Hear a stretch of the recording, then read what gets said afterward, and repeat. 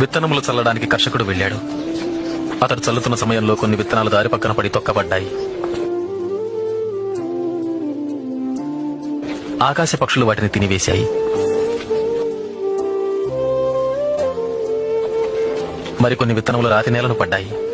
మొక్కలు మొలిచినను చెమ్మలైనందున ఆ విత్తనములు ఎండిపోయాయి. మరికొన్ని విత్తనములు ముళ్ల పొదలలో పడెను. ముళ్ల పొదలు వాటితో మొలిచినందున వాటిని అణచివేశాను. ఇంకొన్ని విత్తనములు మంచి నేలను పడినవి.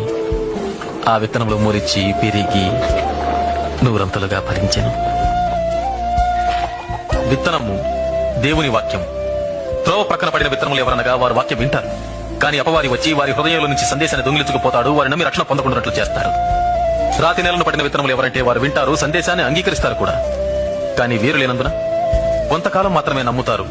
ముళ్ల పొదలలో పడిన విత్తనాలు ఎవరనగా వారు వింటారు, కానీ ఈ జీవన సంబంధమైన విచారముల చేతను ధనభోగముల చేతను అణచివేయబడి తద్వారా ఫలింపని వారు. మంచి నేలను పడిన విత్తనాలు ఎవరనగా యోగ్యమైన మంచి మనసుతో వాక్యము విని హృదయములో భద్రపరచి దానిని అవలంబించి ఓపికతో ఫలించువారు.